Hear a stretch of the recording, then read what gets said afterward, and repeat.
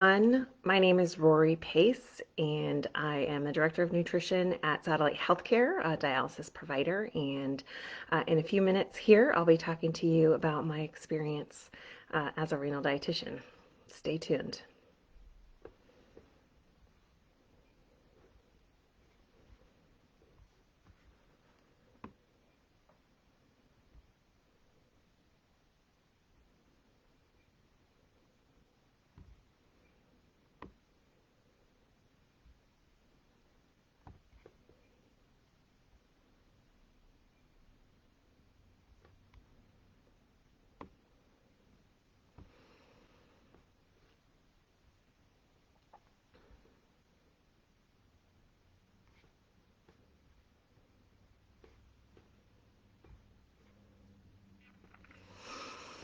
See, we have people joining us. Happy Friday. Good morning or good afternoon. We'll get started in a few minutes. I look forward to hearing your questions about renal nutrition.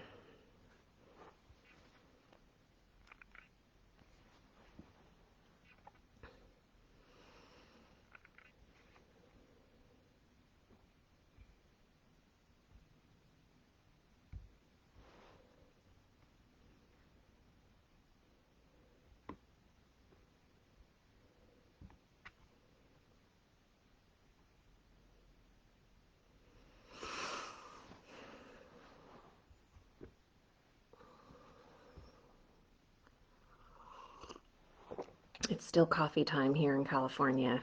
I hope wherever you are, your Friday is off to a good start.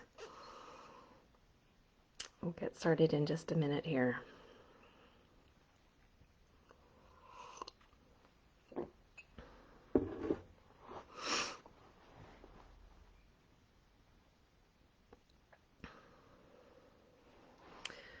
Well, as we're waiting for people to join, I will just invite you to place your comments or your questions into the comment box, and I'll do my best to monitor those and answer those as we go along.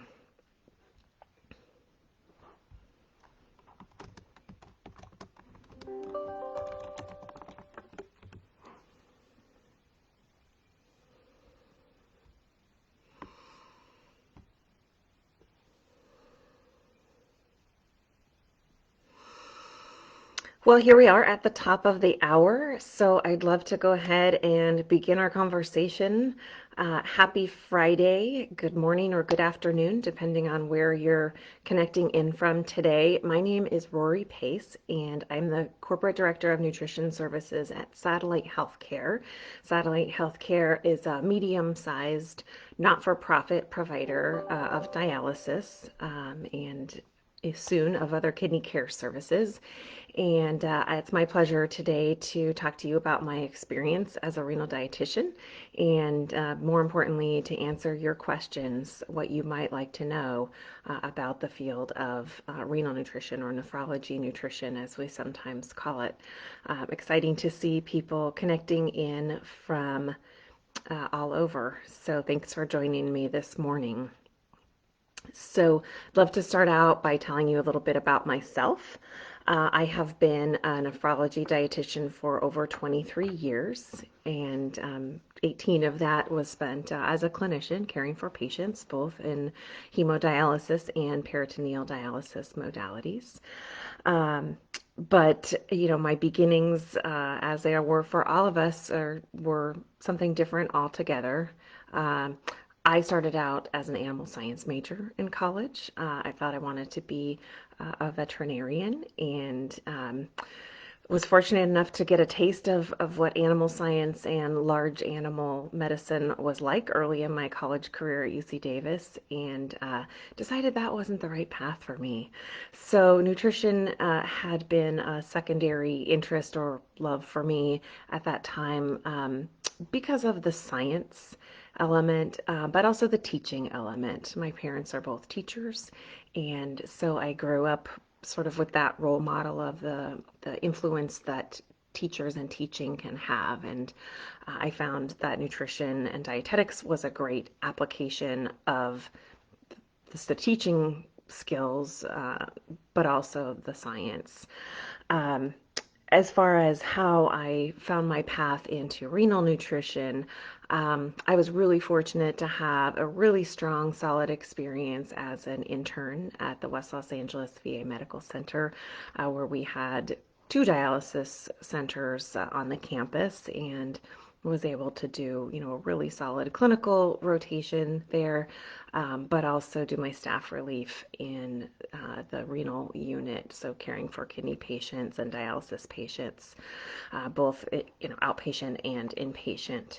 Um, Beyond that, it was a great experience, but I also did a master's degree in public health, and I think I always thought I'd be a WIC dietitian, a community dietitian. I really loved the counseling aspects, and thought, I might work in lactation, that kind of thing. But as those of you who are dietitians probably have experienced, our careers kind of go where they take us, right? It might be a meandering path. And so I did not start out either on a public health community path or a dialysis path. I started out on a clinical path, as many dietitians interested in clinical work do. Um, but after getting married and relocating, a dialysis job was the first thing that was available in a very tight job market. And so I was really fortunate to start off on my current path at that time. And as they say, the rest is history. Worked in the same center for 18 years before stepping into my current leadership role. So I think one of the beautiful things about dietetics, which I think these Friday sessions are intended to highlight, is how many different opportunities there are for us. Um, and, that we don't have to follow just one path, that we can shift gears between them. Um, so, as far as what a renal dietitian does, no 2 days really look the same. And I will say that, in meaning a lot of different things. Um, Most renal dietitians or nephrology dietitians work in dialysis, um, because that's where there is a concentration of those patients requiring care, coupled with the fact that in dialysis, fortunately, dietitians are a mandated member of the care team.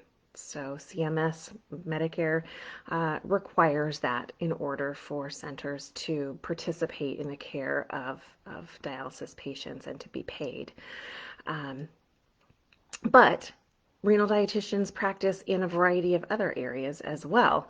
I've recently been involved in revising the standards of practice for nephrology nutrition, which covers, transplant, acute care, pediatrics, long-term care, um, post-transplant, CKD, chronic kidney disease before dialysis. And so really renal dietitians, dietitians with that focus and expertise may practice in a variety of areas. By the same token, dietitians in a wide variety of practice areas may touch renal patients regularly and may want to develop some expertise. And so the SOP can be a tool and a resource for, learning about what competencies are important and how to develop and maintain those. But if we think about the dialysis setting, which, as I said, is the most common employment setting for dietitians, um, no 2 days are the same, but there is some pattern, there is a cycle. We have what we call a lab week, which is once a month we draw blood work on all the patients at once, and then we round on them. And, in my organization, it's really important to us to provide timely feedback and care to patients. So we try to get those results back out to patients within a couple of days, 2 or 3 days. Um, so that might mean seeing 100 patients over 2 or 3 days. Um, and so obviously that's a very different flow to a day than other times of the month where we may be spending more time one-on-one educating new patients, educating family members, a lot of meetings. But a lot of those meetings are meaningful care planning meetings. one of the things I really have enjoyed about working in dialysis is the interdisciplinary team and how closely we work together, and the impact that we can really have in providing true interdisciplinary care. And that includes the nephrologist, the physician. Dietitians are really respected in nephrology and traditionally, typically partner really closely with the nephrologists. And I know that's not something that clinical dietitians are fortunate enough to experience in all practice settings. So that for me is a real draw and has been really rewarding.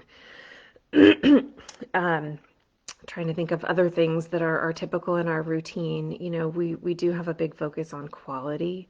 And so that's a skill that I think renal dietitians learn to develop quite readily because of our background and training, and where we can really help lead within our facilities and organizations. But no 2 days are the same, but I will say there's a lot of opportunity to really use our clinical brains. Nephrology nutrition is, I believe, an advanced practice clinical specialty. But in the outpatient dialysis setting, it's chronic care. So we get to work with patients over weeks and months and years. Um, I'm trying to think if there were any patients who were my patients when I first started my job and were still there when I ended, and maybe not, but I have had patients for 15 years or so. And sometimes, unfortunately, we have patients get transplanted and then come back to us. I've had some of those over time as well. And so while that's an unfortunate situation for a patient, it's really lovely to have that continuity of care with patients. It's a nice combination of both the clinical and the counseling, and having the opportunity to follow up, having the opportunity to measure the impact of your education and your interventions with patients. It's also nice for patients because they can see the impact of the changes they make. If they have a high potassium and I counsel a patient about, what might be contributing to that and what they might change, and they make those changes, we can measure that the next week. And so it really helps to reinforce the behavior change and the education. So I've done a lot of talking so far. I'm going to pause here and go to your questions. So I do see a lot of comments here, shout outs for renal dietitians, and that's awesome. Glad to have some of you in the mix here. So a question, looks like maybe somebody from internationally asking about studying nutrition after bachelor's degree. So, that's really going to vary depending on what country you're in. Your university may be able to guide you in what the career opportunities are and the requirements for those, depending on where you are. I see a comment here. Renal RDs get respect for our knowledge. Amen to that. It really is a rewarding field. I think it's easy for renal dietitians to have, imposter syndrome early on because there is so much to learn, and to really feel like they don't know, all that there is to know. But then it's also really rewarding after spending some time and getting some experience to be able to look back and see and realize how much you do know, and the expertise that you have developed. And as I think as this commenter is pointing out, that's recognized by other members of the interdisciplinary team and respected in a way that I think is not always common, or as common as it should be. All dietitians deserve respect. That goes without saying. So let's see what else we've got here. So, question about the impact of the pandemic. This is something I've been following on different fronts. So, specifically asking about how this has affected the work and the work of other dietitians in dialysis. So, in my organization, I feel really fortunate, as I've spoken. Our dietitians are highly respected and engaged members of the interdisciplinary team. We've always considered them essential members of the team. And so through the pandemic, we've continued to recognize them as essential members of the team. So our dietitians have been in the centers, in the trenches, taking care of our patients. Um, whether that's in-center hemodialysis patients or home therapies patients, peritoneal dialysis, home hemodialysis, which are kind of our focus, big focus for us at Satellite Healthcare, home therapies. Um, some modifications. We have been able to use some telehealth with our home therapies patients. Um, because they do their dialysis at home, we have a little more flexibility there, and have been able to do some team telehealth. So with the interdisciplinary team at the center and then connecting with the patient from their home.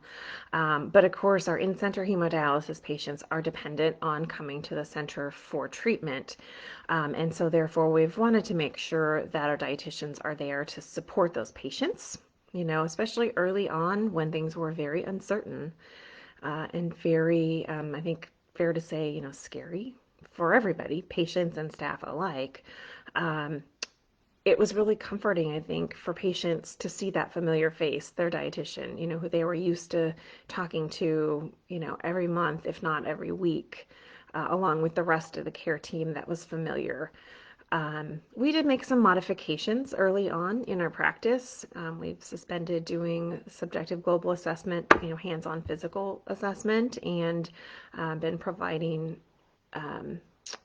a little modified care for our COVID positive and PUI patients, providing remote care for them. But I'm really proud of the dietitians in my organization for being that steadfast, dedicated member of their center teams. Not only have they been there for their patients, but they've been there for their center teams. As I'm sure has happened in most care settings, there's new tasks, right? There's extra things, there's staff shortages, and I know I'm biased, but I believe our dietitians are so capable and can do so many things, and they really have stepped in to help with some of those other things. Of course, patient screening is a big one, but I even have a dietitian right now sitting in as a center manager, because she saw that she had that opportunity and that capability just to help support that center and that team. So, some impact, but not probably as much impact to our work in dialysis as in other care settings, just because patients have to continue to come for dialysis. A question here about resources and organizations that might support renal dietitians. Um, so I will highly recommend, if you're a member of the Academy, the Renal Practice Group. Um, it's a nice community, with some really nice resources. There's some great patient education resources, nice, I believe, 3 or 4 times a year publication, webinars, advocacy, kind of a growing menu of services, as well as the networking opportunities with, you know, colleagues in your specialty practice area.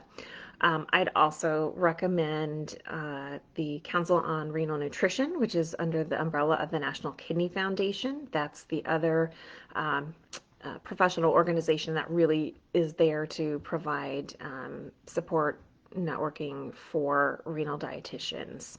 And so that is, you know, under the NKF umbrella. Basically, if you join the NKF and you're a dietitian, you become a member of CRN. And the nice thing about CRN is there are also local chapters, which is not true of the Renal Practice Group, which is a national practice group. Although I will say, in our virtual world, that's our new reality with the pandemic. I think people feel more connected, even within something like the Renal Practice Group nationally, because there's so many more virtual opportunities.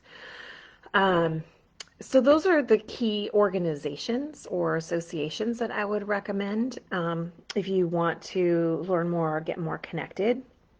There's also a question here about, what about people who don't work in renal practice settings like dialysis or transplant, um, and but may encounter those patients. Well, so the standards of practice, as I mentioned, is a great resource for really for all clinical dietitians, and even can have some applications for dietitians who work in community organizations, and other types of settings because kidney patients are everywhere. So the standards of practice are published jointly by the Academy of Nutrition and Dietetics and the National Kidney Foundation. There is a revision that will be published, I believe, in March, so very soon. But there is a previous version that also is published, and I believe it's open access. It's not restricted to members of either organization.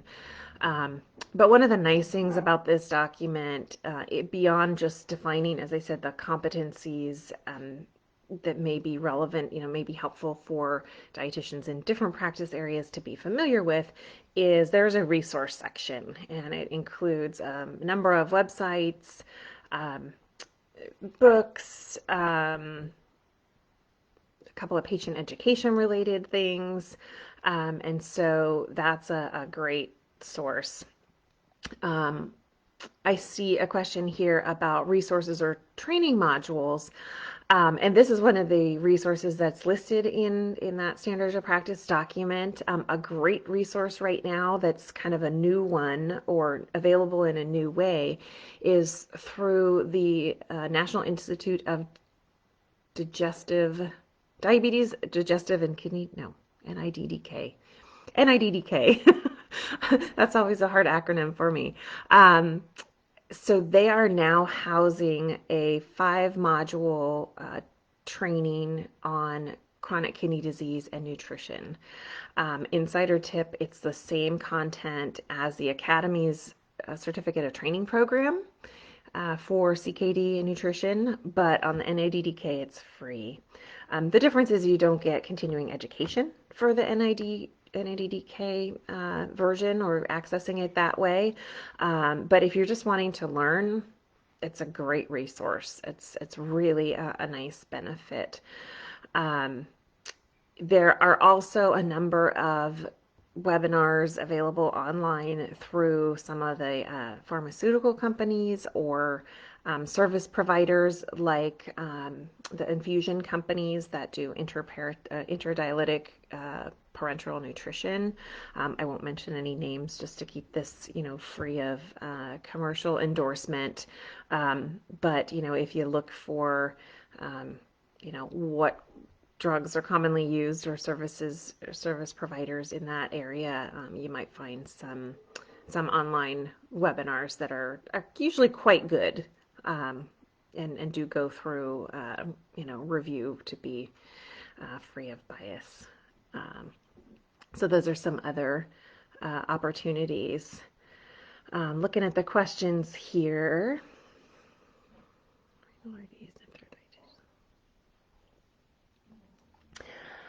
So I will say, as far as resources, opportunities, learning opportunities, a great opportunity that's coming up in a few months is the National Kidney Foundation Spring Clinical Meeting. This is the annual conference for the National Kidney Foundation. This year, of course, it's going to be held virtually, which is what makes it a great opportunity, I think, hopefully allowing more people to participate because there's no travel involved. But this is a 4-day conference with a track not only for renal dietitians, but also for clinical dietitians. So it's a great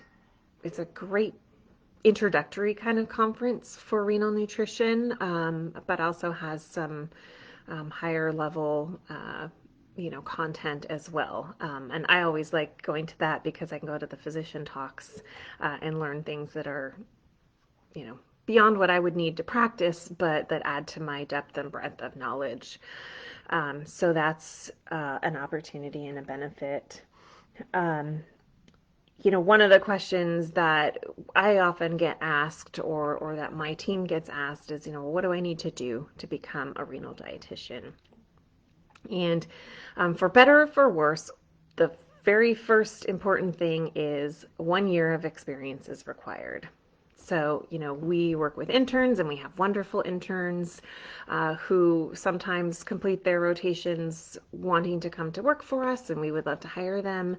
But because we are so, firmly, largely governed by Medicare guidelines and conditions for coverage, uh, 1 year of experience is required.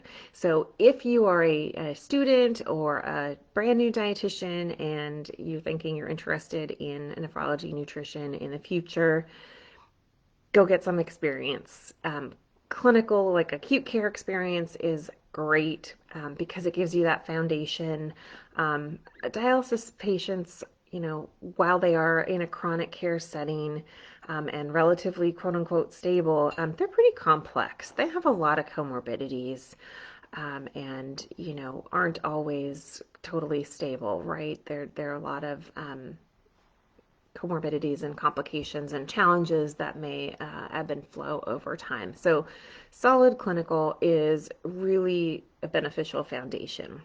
That said, I've also had a lot of great dietitians who've come into our organization with background in skilled nursing, long-term care.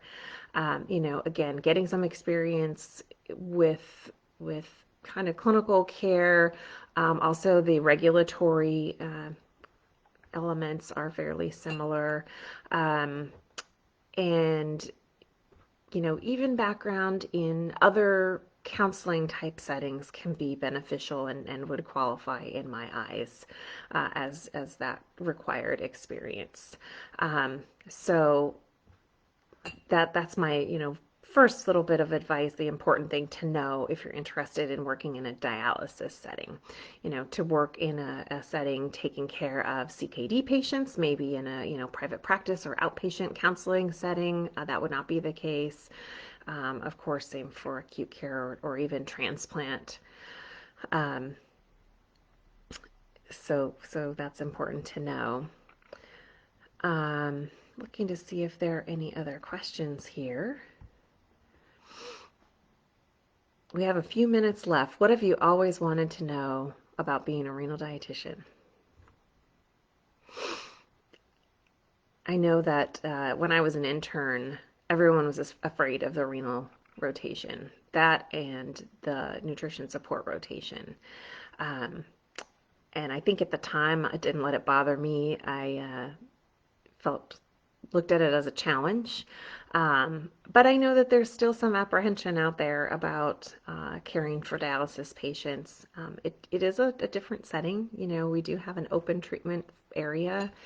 You can see the blood going through the machines, and that's sometimes not easy for people. I know when I first started, I remember freaking out thinking that, because of how even small alterations in serum potassium could cause cardiac arrhythmias or death.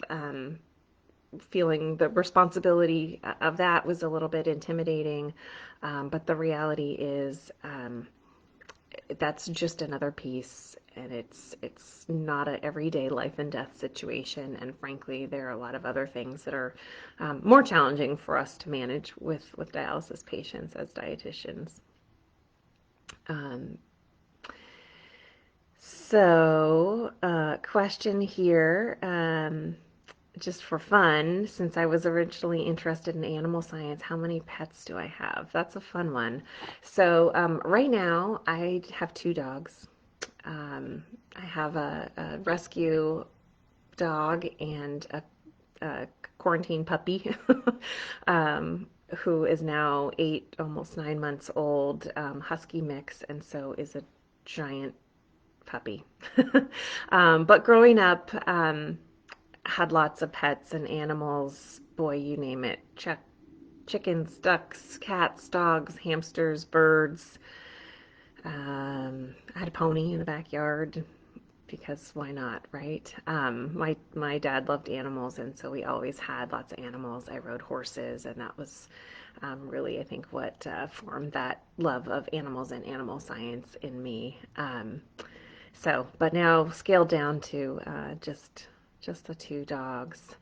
Um, so also a question here. I would really invite anybody to connect with me if you want to know more. If you have specific questions about dialysis, about nephrology, nutrition, about my work or my role, you can find me on LinkedIn, um, Rory Pace, and I that's my primary professional contact.